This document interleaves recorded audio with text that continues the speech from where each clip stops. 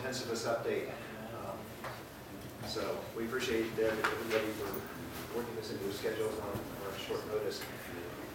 Just by way of thanks to lots of folks who helped with this.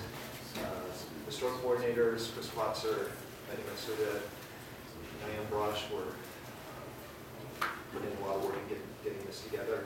Patricia Santos, welcome back. If you haven't heard, she is back with now Centura. She is the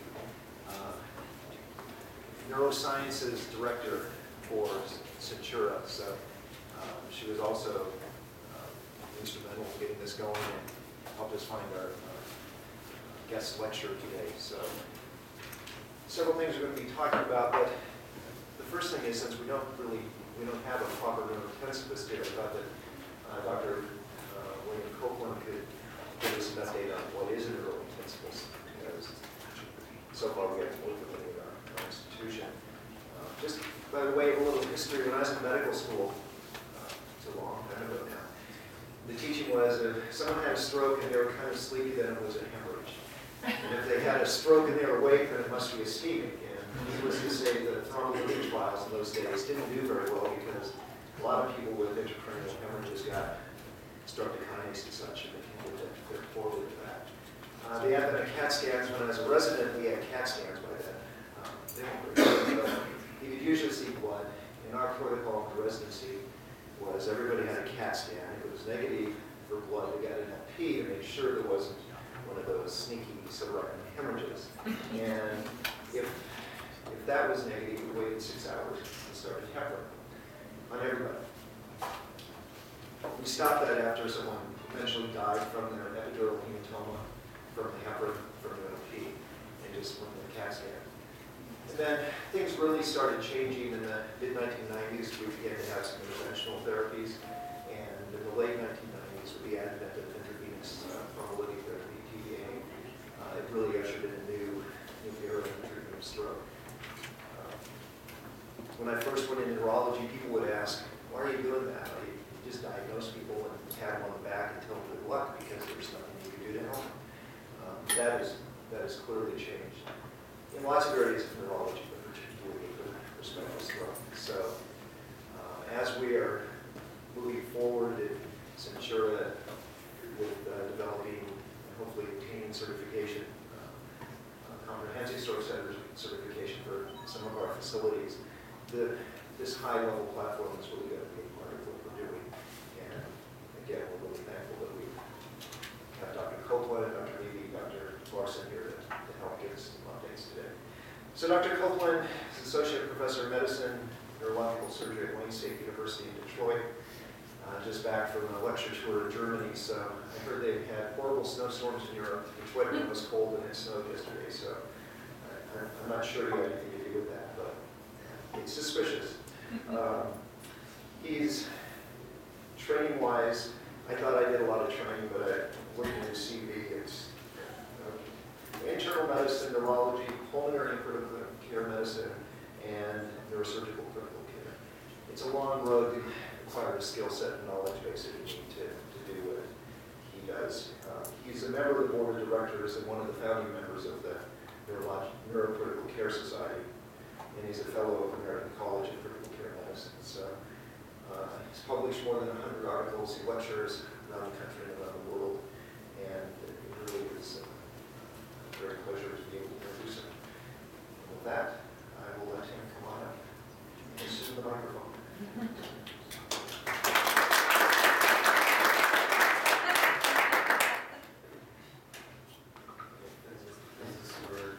Yeah, you just went under somewhere. You know, clapping when somebody comes up like that is, saying thank you to somebody serving you a meal in a restaurant. You haven't even tasted it yet. That's not always a great idea, is it? So I thought as a point.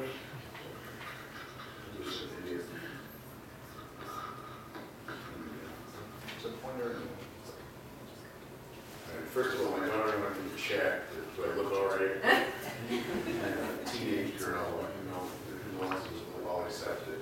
Facebook a picture to it. We can Facebook a picture to it. You absolutely can. She won't friend me.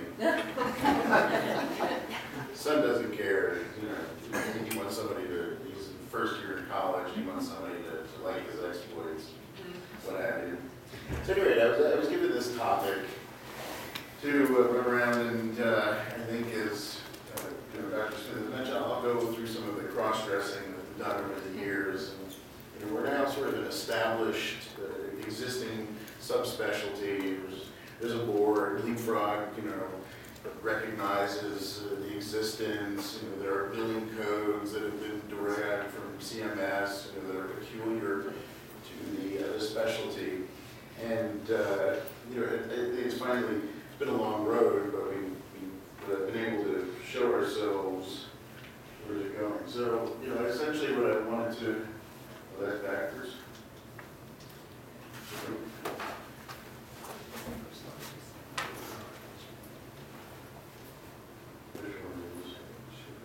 That way, okay. So, I was at the fractured fairy tales thing. So, this is after what are we about doing. And you see, first, I'd really like to thank you all for inviting me to come today. Nice to be here. When you laugh, these are some very important people in the history of neurology. Very few people. Is this a pointer? Yes, middle button. Middle one. Okay. I mean, very few people. This is the godfather of coma. That's right. Toxic coma. There was a guy, Dr. Smith mentions the existence of stroke care and whatever. So this guy gets rolled in to a medical center in northern New Jersey, around Saddleworth, New Jersey. And he shows up and, first of all, he was told to go to the emergency department, or his wife at least had called their family doctor, who they found through some paging system, somebody else was covering for, because her husband had spent like about the last 40 minutes unable to talk to her very much, and tried to get up out of the chair and fallen over to the right side of the chair because his right side of his body wasn't working as he tried to get up. And they go through this, and finally he shows up. She gets somebody to come help from next door, and one of the other people who was around in front of the house, and they carry him to the car, and she drives him to they have a driver. They're kind of well off, and he gets driven to the emergency room, and they look at him and say it's stroke, and CAT scanner's there, and they take this guy. He's like, look, just a minute. There's the patient we have scheduled for a CT of the belly, an outpatient. We're going to do that first. Anyway, that guy was Richard Nixon, and that's how he was treated when he had his stroke. The people out in front of the house were Secret Service. Your tax dollars at work. But that was the state of art of the art. That's before I was a resident. So anyway, so that I think it's always appropriate to have them up there. Why not? In terms of important disclosures and so on, I'm going to go over here because we're going to look this way. Only important people are over here. The important disclosures, but I have no particular commercial interest here in trying to describe you a little bit of personal history and the history of what created the people that grew out of the swamps, these swamp things, otherwise known as neurointensivists. So Dr. Smith tried to tell you a little bit about me. I figured I'd give you some other, some personal things. It's a nice small group that we can talk about it. And especially when you get a group together, you get these neurointensivists, they're neurosurgeons, they're medical intensivists, and medical intensivists. What do you need these guys in the nursery? What do you need these guys? And neurologists said, come on, we can take it. It's kind of like this, the elephant room, right? So anyway, I figured I'd get this out and, sort of be honest with you all.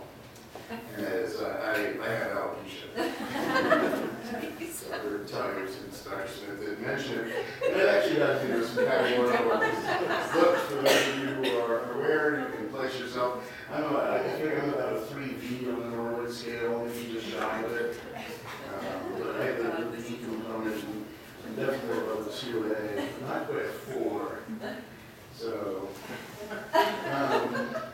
and this goes essentially, pretty much how I approach this has gone pretty much with how the subspecialty of neurocritical care, has been this issue of denial and what can we do to patch this up. Why are these people coming out of the swamps to do this specialized thing when we can all take care of it? It's kind of the same approach, looking at what the options were here. So option number one, it looks great on late night TV, doesn't it? How could it be any better? Option two, toupees, but sometimes they're kind of obvious. Another option, you just buy the thing, so much I'm not just the president, I'm a customer. Right? And then there were all sorts of surgeries and things that sounded just dangerous, or anything that I figure involves a orthopedist, dermatologist, and a gynecologist together was probably just dangerous. So that wasn't, and then it's the point of acceptance. Like, hey, these guys, they're out there, and now what do you do? Let's put them to work. Right? They can generate some energy that happens. So, where did this guy come from? This is not meant to tout myself, or anything in particular. I went to an extremely structured environment with a core curriculum because I otherwise couldn't pay attention, and that mostly was because of all the good things that life has to offer. And I discovered the same problem in Houston. And then I bailed out of internal medicine because I figured I'd just be pulling my hair out. And then you already discussed. Good thing I didn't do that. And then, you go through these fellowships, and then you find yourself thrown in. It's like, everybody, somebody please take a step forward. Oh, wait a minute, everybody just took a step backwards. Here, Bill, you're doing this. Right? And in particular, a lot of the trauma brought me to Detroit. If you like head injuries, you got to go where they make them. And pretty much, and it's like, okay, why don't you train other people to do this insanity? And it's getting to be about April of 1999, and a group of 7 of us are sitting in a bar because all good things occur in bars in Toronto, and it's now time to, this group doesn't help. We're a bunch of people who didn't have a home that were doing sort of this very specialized stuff, and we're put in charge of places that take care of patients, and people are saying, well, this is great because they can take all the blame, right? And you don't mind, Dr. Lydia, you can make fun of the cursor, I did warn ahead of time. It's all right still? Please, excellent. Yeah. So, this was really convenient. Because neurosurgeons started saying, well, this is fantastic. We can get these guys to take all the blame. We can ride in on the white, he's got his white horse somewhere here, Halloween or something, right? We can come and take all the credit. Maybe this isn't so bad after all, right? Put in the chart, whatever, and we'll incorporate, and do everything to obviate everything about them, and so on. And somewhere along the line, all this training, I think, well, bigger was easy. Hopefully I get faster and stronger at doing medicine, And we're trying to, I don't have, Boris Karloff or Boris himself as an agent, but, maybe I can get close to that. Every talk has to have a pithy quotation. So this is the pithy quotation for the day. And it's just, see, if I walk there, everybody looks there. Is it any different if I walk over here, people will look over here? No. This here in the middle. Pretty much an accomplishment. But yeah, this is pretty much how we sort of addressed, the issue. I know, isn't he actually going to talk about what these people are? Okay, fine. So we show up, right? And this is pretty much how hospitals view at the point they're like, we're going to get in here, and that's kind of it. And the really amazing thing, when it came, say, to trauma surgeons, etc., is they would stand around and draw. They're like, wow, we really don't know what to. This guy probably has no earthly idea what he's doing, but it sure is fun to stand around and watch him do it. Take the blame whenever possible. So, and a lot of them said, well, Bill, please, come walk in my shoes if you will take care of these patients like that. I mean, please, how could a lowly neurologist have anything to do with trauma or whatever? And then they'd offer me their shoes. The Detroit River obviously probably isn't a shortage of these things. So, what do these people actually do? You know, so what are these units that are now springing up? And, you know, even the people here that told me that, well, we're thinking about this. You know, maybe a small broom closet, you know, for strange people to start working in. But where did these units come growing up? Well, it became extremely dedicated care for a bunch of diseases that were clearly very different. And since most of the people, they kind of looked at brain trauma and said, whoa, bad outcome? Well, no surprise, bad disease. But, you know, it was really probably aneurysmal hemorrhage that drove a lot of these things. Because, number one, it became a lot of people's interest, particularly neurosurgeons that were in positions of power at the time, so heads of the AANS, CNS, APNS, you know, and every other TLA organization you could think of related with NS. And you know, here was a strange disease, right? It was a biphasic disease. There were all these things in the beginning, and there was a lot of noise, and it was exciting, and the CT scan looked abnormal, and you know, even a medical student could read it, and you know, and then these people went off, and surgeon operated, and you know, look at Mrs. Fussenlucker, she looks fantastic, and on day 5, Mrs. Fussenlucker, and a third of Mrs. Fussenluckers did that, and 1 out of 9 Mrs. Fussenluckers died afterwards, and you know, it just didn't look good. And then we began to discover a bunch of things to do for these patients. I think that's part of the discussion here today. And then there were like a bunch of other weirdos who got interested in, you know, that brain trauma was probably driving everything else. And while general surgeons were great, well, look at that belly bleeding, ha! You know, the Hans Brinker approach and then sew it up, right? Well, you know, there's nothing to operatively do, so, you know, bad disease. You know, if it can't be treated with surgery, it's probably not really, you know, worth dealing with. Is this kind of accurate, sir? Yeah, absolutely. This was the approach, right? This is my summary approach. I can't get myself in any more trouble than I've already gotten myself into over the years, so I figure this is great. You know, I'm getting close to when I'm old, I will wear a purple stage in medicine. So. And then, you know, as I mentioned, these other vascular and hemodynamic problems, you know, cardiac arrest, look here, you want to talk about white horses, Lipizan or stallions, the cardiologists and chest cutters, right? Thou shalt not hurt my beautiful suture lines and sternal wires within the heart, the beating love, the seat of the soul, right? Look, we have restarted the heart.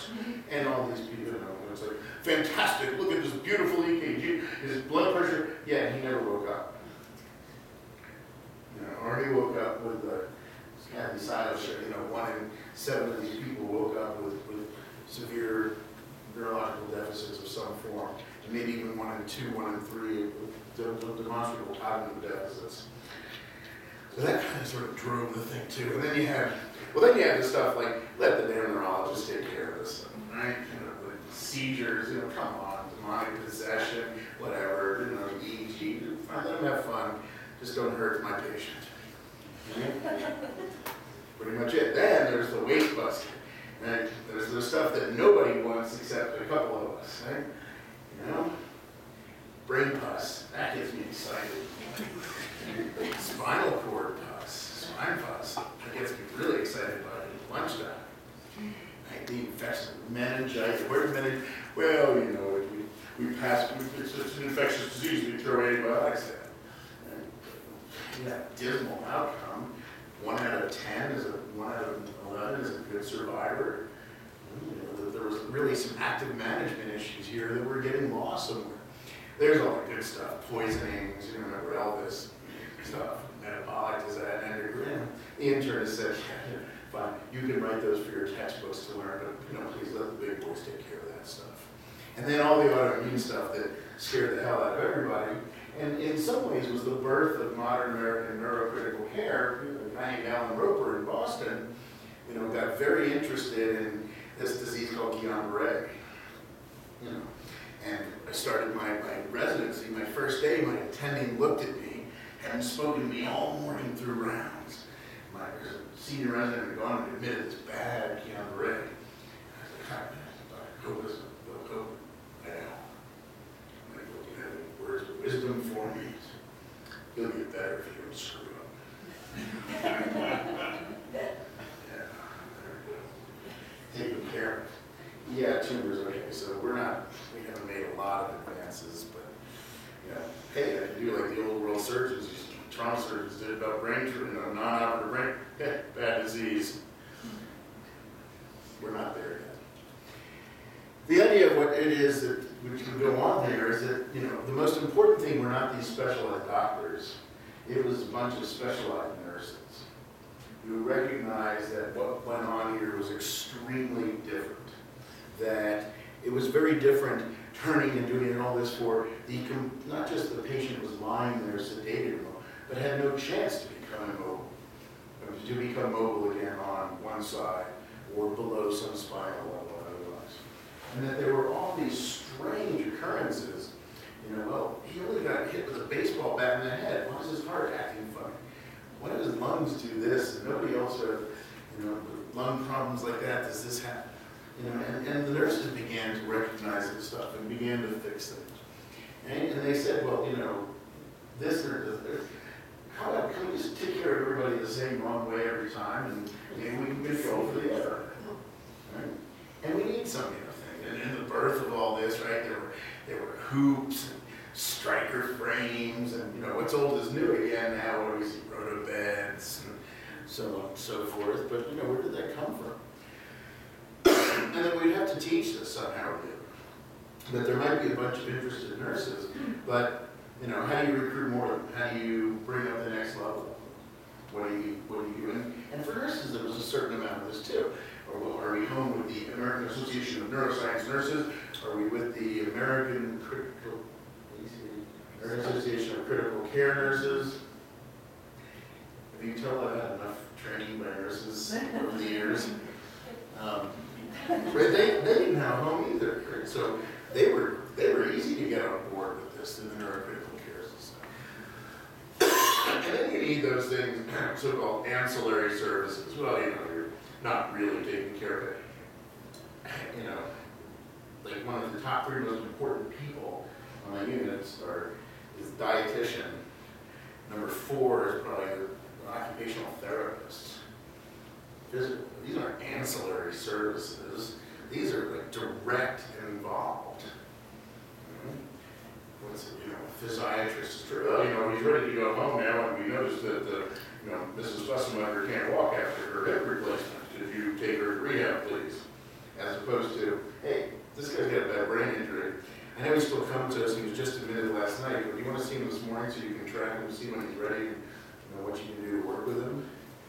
And so things that were ancillary elsewhere were vital. Now, when it comes to evidence-based stuff, I want to, you know, my mentor from afar, Tom Black, who's now in Chicago, you know, when you look through this, so the things I believe, which are always true, right? They're gone over. Then there's the stuff the surgeons are all about, right? Things I believe despite available data. You laugh. I go around giving talks on guidelines for managing severe traumatic brain injury, and I inevitably run into surgeons, please tell me you don't have one here, Stuart, who, you know, why do you give steroids after every severe trauma? Well, I've always done it that way.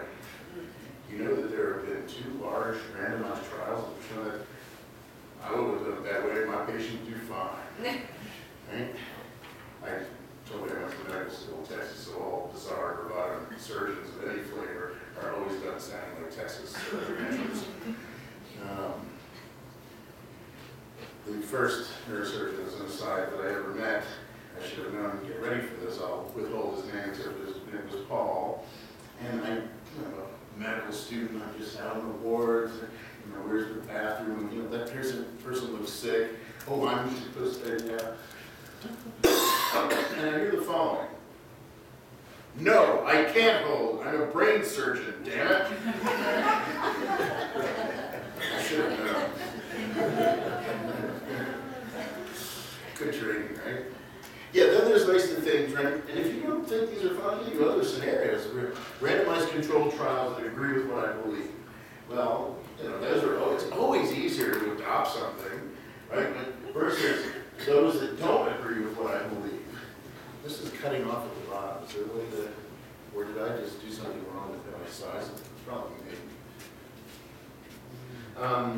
That's all right. The class 5 is what you believe that I don't. Oh, Okay. And if you laugh, right, look at the state of comatose survivors of cardiac arrest. Because class 4 and 5, right, cardiac took, during the census, we were already doing this stuff. We've gotten some of us, we fried with water as a small child. Big. I'm sorry, I'm a little distracted. Don't take it personal. Now what's in the cup? Coffee. Oh. I need food. You're gonna sit closer to the door then. I should sit right in the middle. I can just run the whole room. Yeah, anybody's into it, go next door. And you look on the front of the package, the tea says higher caffeine. This is fantastic. So anyway, comatose survivors of cardiac arrest, and this is what started to get me interested, one of the things, in particular when I was a junior resident, because, you know, I got kind of sick and tired of showing up, you know, 3 days later, like, yeah, well, guys, comatose, you know, like, it's like, well, can we do anything to change this? You know, and we see these people that come in and, you know, drownings, and as I said, I trained in Seattle, and these kids, and they'd be underwater, and well preserved and chilled, or, you know, at that time Ted Williams was talking about, you know, how I'm going to be preserved and frozen, so on and so forth.